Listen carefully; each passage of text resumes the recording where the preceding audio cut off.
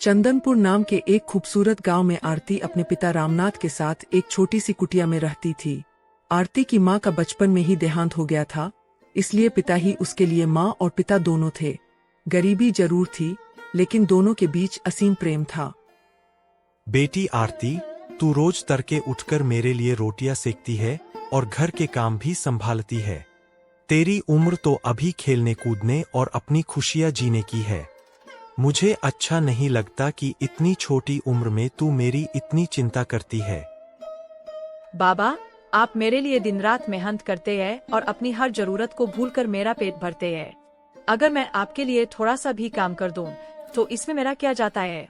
आप ही तो मेरी पूरी दुनिया है, बाबा। पर बेटी, माँ का प्यार और उसकी ममता तो माँ ही दे सकती है। मुझे हमेशा यही मलाल रहता है कि तू बचपन से ही माँ की गोद और उसके प्यार से वंचित रह गई। काश तेरी माँ आज हमारे साथ होती और तुझे अपने हाथों से दुलारती।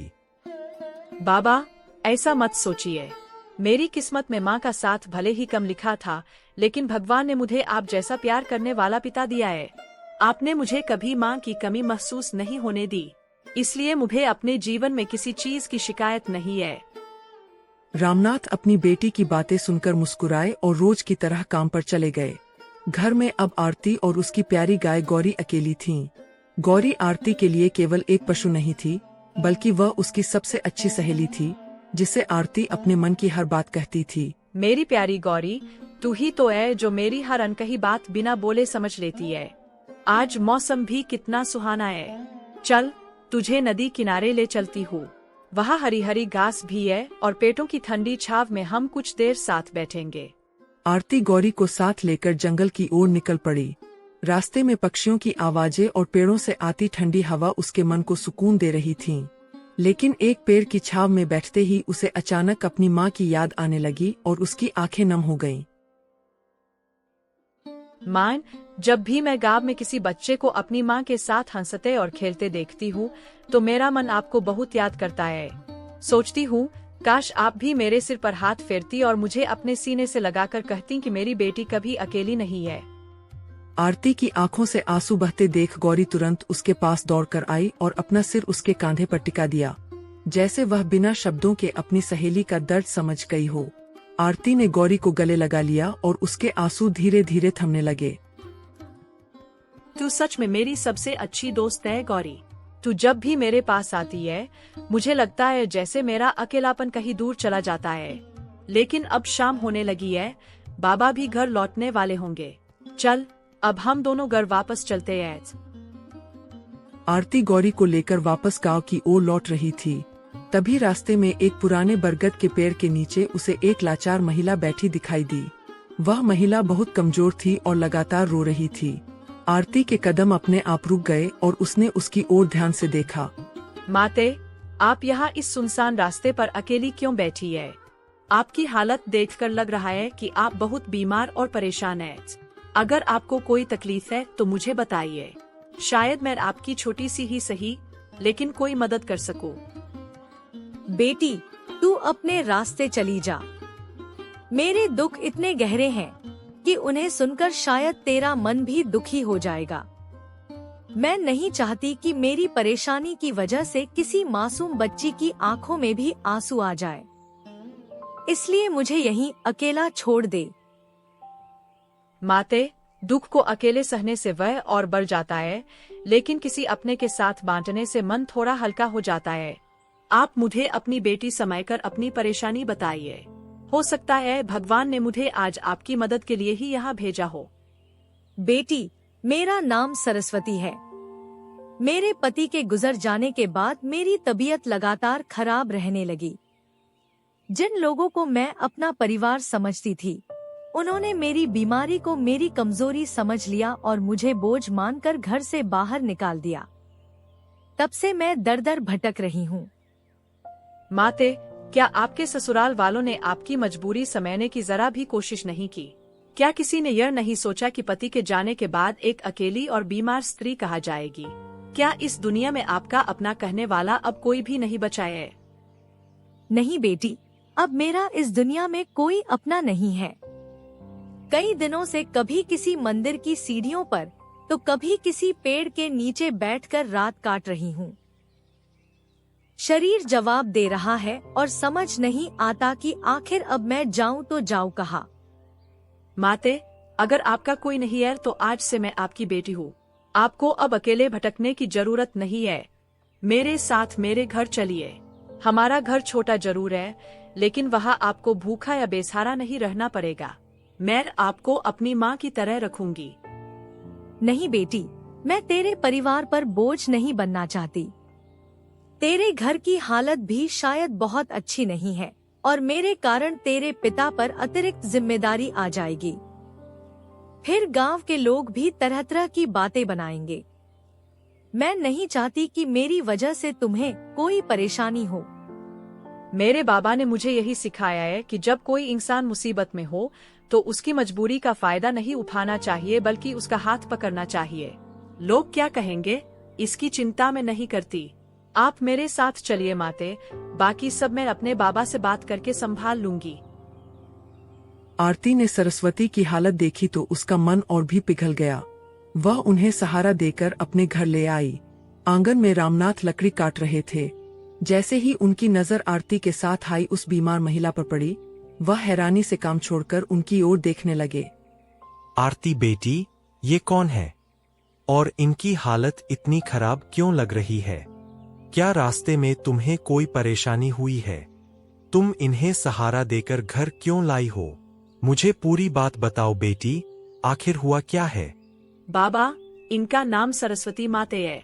इनके पति का देहांत हो चुका है और इनके अपने ही लोगों ने इन्हें बीमार होने के कारण घर से निकाल दिया। कई दिनों से ये अकेली भटक रही थीं। इनका कोई सहारा नहीं था, इसलिए मैं इन्हें अपने साथ घर ले आई।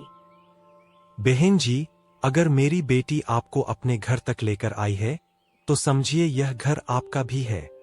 हम गरीब जरूर है, हमारे पास ज्यादा साधन नहीं है, लेकिन किसी बेबस इंसान को उसके हाल पर छोड़ना हमने नहीं सीखा।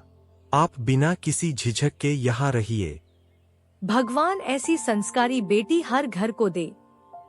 आज जिन्हें अपना समझा था, उन्होंने मुझे बोझ समझकर घर से निकाल दिया, लेकिन एक अनजान बच्ची ने मेरे आंसू देखे और मुझे अपना मान लिया। बेटी, तुम्हारी इस इंसानियत को मैं जीवन भर नहीं भूलूंगी। माते, अब आप ज्यादा बातें मत कीजिए, पहले आराम से बैठ जाइए। आपकी हालत देखकर लगता है कि आपने कई दिनों से ठीक से खाना भी नहीं खाया है। मैं अभी आपके लिए गर्म खाना लेकर आती हूँ। आज से आपको अपने घर जैसा ही महसूस करना है। आरती ने जल्दी से चूल्हा जलाया और अपने हाथों से सरस्वती के लिए गर्म भोजन तैयार किया। उसने बड़े प्रेम से उन्हें खाना खिलाया और पानी दिया। कई दिनों बाद किसी ने सरस्वती की इतनी चिंता की थी। भोजन करते करते उनकी आंखों से कृतज्ञता के आंसू बहने लगे। बेटी, तूने आज मुझे सिर्फ भोजन नहीं कराया, बल्कि मेरे अंदर जीने की उम्मीद भी जगा दी है। जब मुझे लगा था कि दुनिया में मेरा कोई नहीं बचा, तब तूने मुझे बेटी बनकर सहारा दिया। तेरे इस उपकार को मैं जीवन भर अपने दिल में संभाल कर रखूंगी। माते, इसे उपकार मत कहिए। अगर मेरी अपनी माँ आज मेरे साथ होती और उन्हें मेरी जरूरत होती, तो मैं उनके लिए भी यही करती। आपने माँ का स्थान भले आज लिया है, लेकिन मेरे मन में आपकी जगह पहले ही बन चुकी है। बस आप स्वस्थ हो जाइए। दिन धीरे धीरे बीतने लगे। आरती रोज सुबह सरस्वती के लिए ताजा दूध लाती, समय पर उनकी दवाइयाँ देती और उनकी जरूरतों का ध्यान रखती। रामनाथ भी अपने काम से लौटकर उनकी तबीयत पूछते। प्रेम और देखभाल से कुछ ही दिनों में सरस्वती का स्वास्थ्य पहले से काफी बेहतर होने लगा। बेटी, मैं जितना सोचती हूँ उतना ही हैरान होती हूँ कि तू मेरी इतनी सेवा क्यों करती है। जब मैं इस घर में आई थी, तब तेरे लिए बिल्कुल अनजान थी। फिर भी तूने कभी मुझे पराया नहीं समझा। आखिर मेरे लिए तेरे मन में इतना अपनापन कहाँ से आया? माते, रिश्ते हमेशा खून के रिश्तों से नहीं बनते। कई बार किसी अजनबी का दिया हुआ प्रेम भी अपने रिश्तेदारों से ज्यादा अपना लगने लगता है। आपने मेरे जीवन में माँ की कमी को भर दिया है, इसलिए अब आपकी सेवा करना मेरे लिए कोई बॉय नहीं, बल्कि मेरा फर्ज है। लेकिन आरती और रामनाथ के घर में एक अनजान महिला का रहना गांव के कुछ लोगों को बिल्कुल पसंद नहीं आया। उन्होंने बिना सच्चाई जाने तरह तरह की बातें बनानी शुरू कर दी। धीरे धीरे यह चर्चा गांव की चौपाल तक पहुंच गई और रामनाथ को लोगों के सवालों का सामना करना पड़ा। अरे रामनाथ, तेरे घर में यह कौन पराई औरत रह रही है? आखिर तूने इसे अपने घर में रखने की जरूरत क्यों समझी? गांव में भी कुछ मर्यादा होती है। तू बिना किसी को बताए अपने घर में किसी अनजान औरत को रखेगा तो लोग सवाल तो करेंगे ही। वह एक बीमार और बेसहारा महिला है। मेरी बेटी ने उसकी मजबूरी देखी और उसे घर ले आई। अगर किसी दुखियारी की मदद करना अपराध है तो मुझे ऐसा अपराध करने में कोई शर्म नहीं। इंसानियत के सामने मुझे लोगों की बातें और गांव की चर्चा छोटी लगती है। रामनाथ, सच्चाई जाने बिना किसी को अपने घर में रखना समझदारी नहीं है। तू अपनी बेटी की भावुकता में बह रहा है। आज पूरे गांव में तेरी चर्चा हो रही है और लोग तरह तरह की बातें बना रहे हैं। कल को अगर कोई बड़ी परेशानी खड़ी हो गई तो उसका जिम्मेदार कौन होगा? गांव वाले की बातें सुनकर रामनाथ ने कोई जवाब नहीं दिया। वह चुपचाप अपना सिर झुकाकर घर लौट आए। अगले दिन जब आरती पानी भरने कुएं पर पहुंची तो वहां मौजूद कुछ गांव की औरतों ने भी सरस्वती को लेकर उसके सामने ताने कसने शुरू कर दिए। अरे देखो देखो, रामनाथ की बेटी आरती आ गई। इतनी छोटी उम्र में ही घर में एक अनजान औरत को बैठा रखा है और अब पूरे गांव में उसकी चर्चा हो रही है। पता नहीं आगे यह लड़की और उसके पिता क्या क्या करने वाले हैं। बिल्कुल सही कह रही हो बहन। किसी अनजान औरत को घर में रखने से कम समाज के बारे में तो सोचना चाहिए था। कल को लोग क्या कहेंगे, इसकी चिंता भी होनी चाहिए। आजकल तो लोग किसी बात का लिहाज ही नहीं करते। चाची, आप लोग बिना सच्चाई जाने किसी मजबूर इंसान का मजाक मत उड़ाइए। सरस्वती माते ने किसी का नुकसान नहीं किया है। उन्हें अपनों ने घर से निकाला है, इसलिए हमने उन्हें सहारा दिया। अगर किसी बेघर को सहारा देना गलती है तो मुझे ऐसी गलती मंजूर है, लेकिन मजबूर का मजाक उड़ाना पाप है। रात घर में भोजन तो बना, लेकिन किसी का मन खाने में नहीं लगा। गांव वालों की बातें रामनाथ, आरती और सरस्वती तीनों के मन में घूम रही थीं। छोटी सी कुटिया में गहरा सन्नाटा छाया था और हर किसी के चेहरे पर चिंता साफ दिखाई दे रही थी। मेरी वजह से तुम दोनों को गांव वालों के ताने सुनने पड़ रहे हैं। मैं नहीं चाहती कि जिस घर ने मुझे सहारा दिया उसी घर की बदनामी का कारण बनूं। इसलिए मैं सोच रही हूँ कि कल सुबह होते ही यह गांव छोड़कर कहीं दूर चली जाऊंगी। शायद मेरे जाने से तुम्हारी परेशानी खत्म हो जाएगी। नहीं माते, आप ऐसी बात दोबारा मत कहिए। जब पूरी दुनिया ने आपको ठुकराया तब मैंने आपको अपनी माँ माना है। अब मैं आपको अकेले कहीं नहीं जाने दूंगी। लोगों की बातें कुछ दिन चलेंगी और फिर बंद हो जाएंगी, लेकिन अगर आपने हमें छोड़ दिया तो मेरे दिल का दुख कभी खत्म नहीं होगा। बहन जी, आरती बिल्कुल सही कह रही है।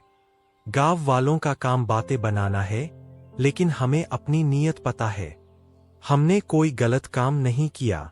आपने हमारे घर में आकर कोई बोझ नहीं बढ़ाया, बल्कि इस घर में अपनापन बढ़ाया है। इसलिए आप बेफिक्र होकर यहीं रहिए। बाबा, माते, मैं काफी देर से एक बात सोच रही हूँ। अगर आप दोनों मेरी एक बात मान ले तो शायद गांव वालों की सारी बातें हमेशा के लिए खत्म हो जाएंगी। यह बात थोड़ी अलग जरूर है, लेकिन मेरे मन में यह सोच बहुत देर से चल रही है।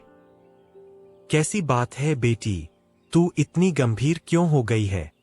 जो भी तेरे मन में है बिना डर के खुलकर बता। अगर तेरी बात में हम दोनों की भलाई और घर की खुशी है तो मैं उसे जरूर सुनना चाहूंगा। आखिर तूने ऐसा क्या सोच लिया है? बाबा, आप भी अकेले हैं और माते ने भी अपना जीवन अकेले दुखों में बिताया है। अगर आप दोनों एक दूसरे का जीवन साथी बन जाए तो माते को एक परिवार मिल जाएगा और मुझे माँ का प्यार। हमारे छोटे से घर में भी फिर से परिवार की खुशियाँ लौट आएंगी और लोगों की बातें भी खत्म हो जाएंगी। बेटी, तूने यह कैसी बात कह दी? मैंने तो कभी इस बारे में सोचा भी नहीं था। हमारी उम्र में विवाह की बात सुनकर गांव वाले क्या कहेंगे? लोग हमारा मजाक उड़ाएंगे और न जाने कितनी बातें बनाएंगे। मुझे डर है कि कहीं मेरी वजह से तुझे फिर कोई परेशानी न हो। नहीं बेटी, मैं तुम्हारे घर का अधिकार छीनने नहीं आई थी। तुमने मुझे बेटी बनकर सहारा दिया और तुम्हारे पिता ने मुझे बहन का सम्मान दिया। मैं इस घर में किसी रिश्ते की जगह लेने के लिए नहीं आई थी। इसलिए तुम्हारी बात सुनकर मैं भी बहुत असमंजस में हूँ। बाबा, जब माते सड़क किनारे अकेली तड़प रही थीं, तब गांव का कोई इंसान उनकी मदद करने नहीं आया था। मैंने ही उन्हें माना और घर लाई। अब मेरे मन में सचमुच माँ के प्यार की चाह है। बाबा, अगर मेरी खुशी आपके लिए मायने रखती है तो कृपया मेरी बात को मना मत कीजिए। बेटी, मैंने हमेशा तेरी खुशी को अपनी खुशी से ऊपर रखा है। अगर तू सचमुच चाहती है कि सरस्वती इस घर की माँ बनकर रहें और इससे तुझे वह प्यार मिले जिसकी कमी तूने बचपन से महसूस की है, तो मुझे कोई आपत्ति नहीं है। मैं तेरी खुशी के लिए यह रिश्ता स्वीकार करता हूँ। आरती बेटी, तूने मेरे जीवन में पहले ही बहुत बड़ा बदलाव ला दिया है। अगर तेरे पिता भी इस रिश्ते के लिए तैयार हैं और इससे इस घर में सच्ची खुशियाँ लौट सकती हैं, तो मैं भी इसे ईश्वर की इच्छा मानकर स्वीकार करती हूँ। अब मैं भी चाहती हूँ कि यह घर हमेशा प्रेम से भरा रहे। आखिरकार गांव के शिव मंदिर में बहुत सादगी के साथ रामनाथ और सरस्वती का विवाह संपन्न हुआ। यह विवाह केवल दो अकेले लोगों का मिलन नहीं था, बल्कि आरती के अधूरे परिवार के पूरा होने की शुरुआत थी। गांव के कई समझदार लोगों ने भी आरती की सोच और उसके साहस की प्रशंसा की। रामनाथ भाई, हमने तुम्हारे घर की सच्चाई जाने बिना तुम्हें बहुत कुछ कह दिया। आज समझ आया कि हम गलत थे और आरती की सोच हम सबसे कहीं बड़ी थी। इस बच्ची ने जिस तरह एक बेसहारा महिला को सहारा दिया, उसने पूरे गांव के सामने इंसानियत की सच्ची मिसाल पेश की है। शादी के बाद उस छोटे से घर का माहौल पूरी तरह बदल गया। जहां पहले अकेलापन और चिंता रहती थी, वहां अब हंसी और अपनापन सुनाई देने लगा। सरस्वती ने आरती को अपनी सगी बेटी की तरह अपनाया और उसकी हर छोटी बड़ी जरूरत का ध्यान रखने लगी। बेटी, अब तो घर के काम की चिंता बिल्कुल मत कर।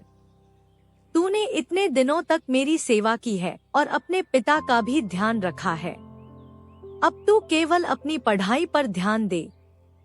बर्तन, झाड़ू और खाना बनाने के लिए तेरी माँ अभी जिंदा है और अपने हाथों से सब संभाल सकती है। माँ, आपकी बात सुनकर मुझे बहुत खुशी होती है, लेकिन मैं आपको अकेले इतना काम करते हुए देखकर चिंता भी करती हूँ। आप अभी पूरी तरह स्वस्थ भी नहीं हुई है। मुझे अच्छा नहीं लगेगा कि आप सारा काम करें और मैं बस बैठकर पढ़ती रहूं। मैं आपका हाथ जरूर बंटाऊंगी। बेटी, मेरी सबसे बड़ी चिंता घर का काम नहीं, बल्कि तेरी जिंदगी और तेरी प्रगति है। मैं चाहती हूँ कि तू खूब पढ़े, अपने पैरों पर खड़ी हो और एक दिन ऐसा काम करे कि पूरे गांव को तुझ पर गर्व हो। घर के छोटे मोटे काम तो मैं खुशी से कर लूंगी। समय बीतता गया और आरती की पढ़ाई आगे बढ़ती रही। एक दिन जब सरस्वती कुएं पर पानी भरने गईं, तो कुछ गांव की औरतों ने फिर से उन्हें ताना मारने की कोशिश की, लेकिन अब सरस्वती पहले जैसी कमजोर नहीं थीं। उन्होंने अपनी बेटी के सम्मान के लिए खुलकर जवाब दिया। क्यों सरस्वती, तुम इस लड़की को इतना सिर पर क्यों चढ़ा रही हो? आखिर वह तुम्हारी अपनी बेटी तो है नहीं। सौतेली बेटी को इतना लाड़ प्यार देने से कल को वह तुम्हारी बात मानेगी भी या नहीं, यह कौन जानता है।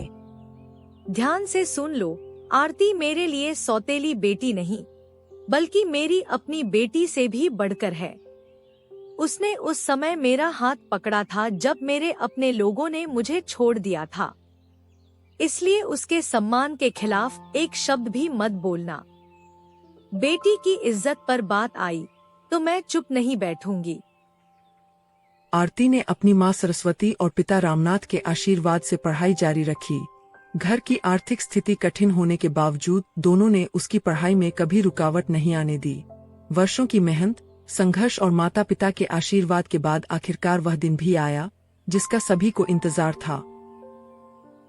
माइंड, बाबा, आप दोनों कहाँ हैं? जल्दी बाहर आइए।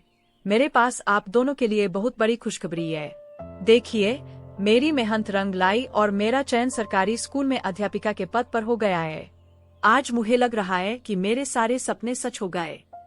मेरी बेटी शिक्षिका बन गई।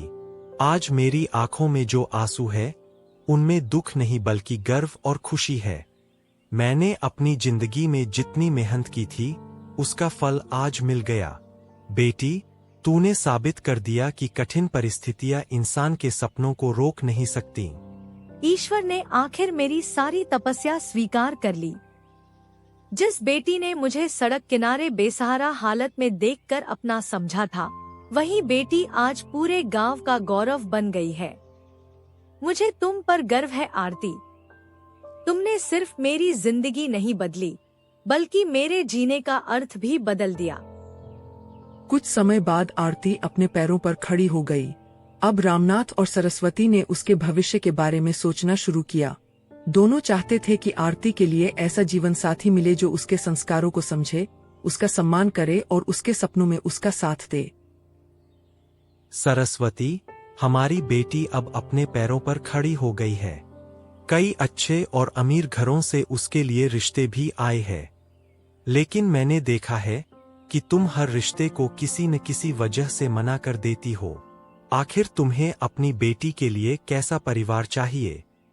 मुझे अपनी बेटी के लिए धन दौलत से भरा हुआ घर नहीं चाहिए, बल्कि ऐसा परिवार चाहिए जहां उसे सम्मान और प्रेम मिले। जिस घर में दहेज की मांग हो, जहां लड़की को बोझ समझा जाए या उसके सपनों की कद्र न हो, वहां मैं अपनी बेटी को कभी नहीं भेजूंगी। उसके लिए संस्कार सबसे जरूरी है। आखिरकार उनकी तलाश एक ऐसे परिवार पर जाकर पूरी हुई जहां आरती के संस्कारों और उसकी शिक्षा का सम्मान किया गया। परिवार के लोग भी सरल और संस्कारी थे। दोनों परिवारों की सहमति से आरती का रिश्ता तय हो गया और कुछ समय बाद पूरे गांव की उपस्थिति में उसका विवाह खुशी और धूमधाम से संपन्न हुआ। बेटी, आज विदाई का समय आ गया है और मेरा मन बहुत भारी हो रहा है। नए घर में जाकर हमेशा अपने संस्कारों को याद रखना। अपने ससुराल के बड़े बुजुर्गों का सम्मान करना, छोटों से प्रेम करना और किसी के साथ अन्याय मत करना। यही मेरी सबसे बड़ी सीख है। मां, आपने मुझे जन्म नहीं दिया, लेकिन जिस दिन आपने मुझे बेटी कहकर अपनाया, उसी दिन से आपने मेरे जीवन को मां की ममता से भर दिया। जन्म देने वाली मां शायद मुझे जीवन देती, लेकिन आपने मुझे जीना सिखाया है। मैं आपके दिए संस्कार और आपका प्यार कभी नहीं भूलूंगी। आज मैं अपनी बेटी और अपनी पत्नी दोनों को देखकर गर्व से भर गया हूँ। सरस्वती अगर हमारे जीवन में नहीं आती तो शायद यह घर कभी इतना खुशहाल नहीं बनता। और आरती ने जिस तरह हम दोनों को एक परिवार में बांधा, वह मेरे जीवन का सबसे बड़ा सुख है। बाबा, मां, मेरे पास चाहे कितनी भी बड़ी नौकरी हो जाए या जीवन में कितनी भी सफलता मिल जाए, लेकिन आप दोनों का आशीर्वाद मेरे लिए सबसे कीमती रहेगा। आपने मुझे मुश्किलों में संभाला, मुझे पाया और मेरे सपनों पर विश्वास किया। आपकी दुआएं ही मेरी असली पूंजी है। आखिर विदाई का वह भावुक पल भी आ गया। आरती अपने माता पिता को नम आंखों से छोड़कर अपने ससुराल चली गई। वहां पहुंचने के बाद भी उसने अपने सरल स्वभाव, अच्छे व्यवहार और संस्कारों से सभी का दिल जीत लिया। उसके नए परिवार को भी जल्दी ही उस पर गर्व होने लगा। देखिए जी, हमारी बेटी ने सचमुच हमारे संस्कारों को आगे बढ़ाया है। आज वह अपने ससुराल में भी सबका सम्मान कर रही है और अपने अच्छे व्यवहार से पूरे परिवार को खुश रख रही है। जब मैं उसे देखती हूँ तो मुझे लगता है कि उस दिन उसे घर लाने का फैसला सही था। बिल्कुल सही कह रही हो सरस्वती। आरती ने हमें हमेशा सिखाया कि इंसान की पहचान उसके धन से नहीं, बल्कि उसके व्यवहार और नीयत से होती है। सच तो यह है कि इंसानियत और प्रेम से बड़ा इस दुनिया में कोई धर्म नहीं। जिसने प्रेम बांटा, उसने जीवन की सबसे बड़ी दौलत पाली। आरती, रामनाथ और सरस्वती ने अपने जीवन से यह साबित कर दिया कि रिश्ते हमेशा खून के मोहताज नहीं होते। कभी कभी एक अनजान इंसान का दिया हुआ प्यार ऐसा रिश्ता बना देता है जो जन्म से मिले रिश्तों से भी ज्यादा मजबूत होता है। सच्चे मन से निभाया गया रिश्ता ही जीवन को खूबसूरत बनाता है।